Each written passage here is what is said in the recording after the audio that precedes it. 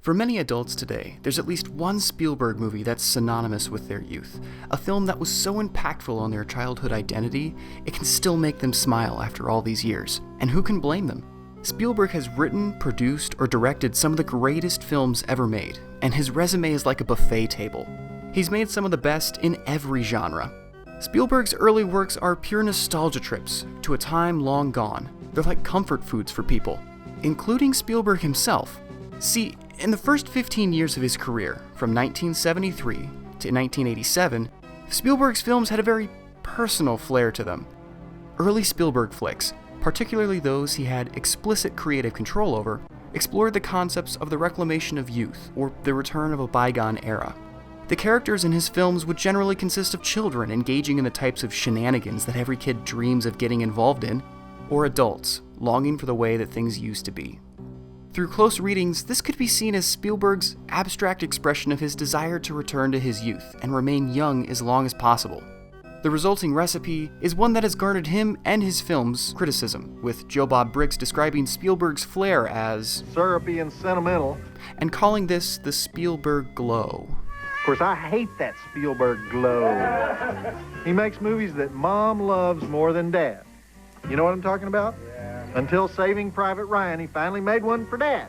Despite disagreeing with Briggs's resentment of the Spielberg glow, I think he raises an interesting argument here.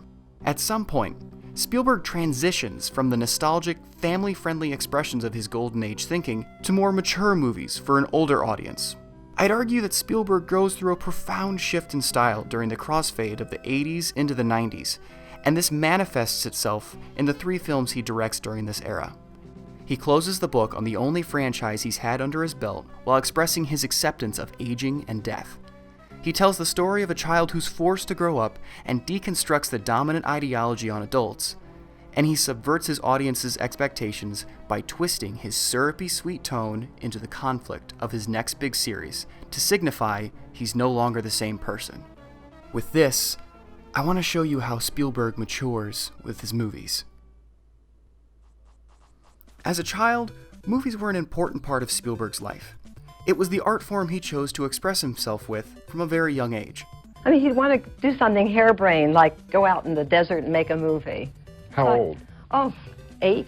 In high school, Spielberg's parents would divorce, and his father would leave his family. This is a very difficult event for Steven. He would lose contact with his dad for many years, and deal with the stress at home through, what else? Film. Spielberg would tell Entertainment Weekly years later, "I'd sneak onto the Universal Studios backlot as a teenager, just stayed away from my house. I would spend hours wandering around, exploring old sets from films I had seen, and even watching productions from afar, and hoping, one day, I could be the one behind that camera."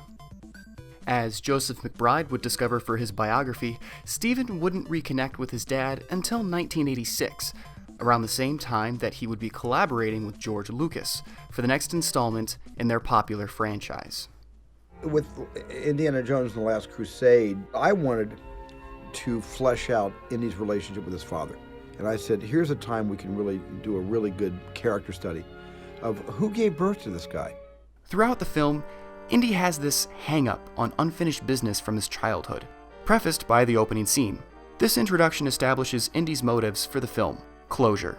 He wants this artifact placed in the right hands, which is taken care of pretty quickly. That belongs in a museum! And he wants to repair the relationship with his father. You left just when you were becoming interesting. It takes a bit more time, but Indy ultimately achieves this as well, which is signified by Senior calling him Indiana? And Indy's disregard of the Grail. But what of the Grail? Well, the search for the father is the search for the Holy Grail. It is, originally, a possibility for closure for Indy in the form of eternal youth.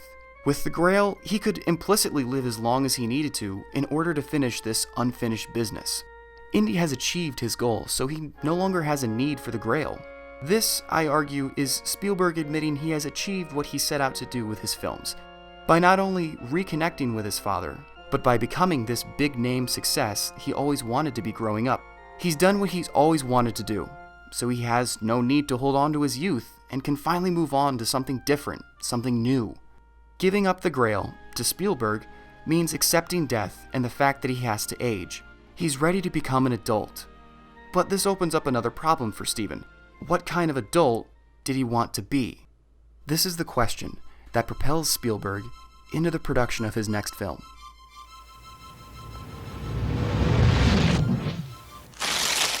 The film, full of typical Spielberg sentiment and special effects, is really a message movie in disguise. It begins with the question, what if Peter Pan grew up and became sort of a jerk? In 1991's Hook, Robin Williams plays Peter Banning, an uptight family man with no memory of his childhood as the famous Peter Pan. Well, this fantastical world suddenly intrudes into your real world, takes your children and goes away. And then you're told that no, if you want them back, you have to become Peter Pan. Snap! Hudden! This is the last Spielberg film I consider to have that classic glow. But instead of expressing a desire to recapture his youth, Spielberg is communicating a desire to retain the mindset of his youth by deconstructing how adults are expected to think and act. Peter Banning is a man who's forgotten how to enjoy his life. He's a man who has no imagination. And the twist on this story is he once had imagination personified. Peter Banning is a very stereotypical father figure from family films. What the hell's the matter with you? When are you going to stop acting like a child? I am a child. Grow up. Typically, in a family film, the child has to earn the father's respect. This is not the case with Hook, however, as Spielberg instead explores how a father figure can change for his family. Before Peter can save his kids, he needs to become the Pan again. It's not until he recovers his creativity that Peter begins to develop as a character and as a person. Having held on to his youth for so long, it's understandable that Spielberg could identify with Pan. But Banning is the antithesis of who Spielberg wants to be as a man. I think that what mortally wounds Hook is the fact that there's very little difference between Captain Hook and Peter Pan. Peter Pan became Peter Banning, who grew up to become Captain Hook. Creativity and imagination are shown to be valuable, heroic traits in adults, and it's one that Spielberg very clearly doesn't want to lose with his newfound maturity.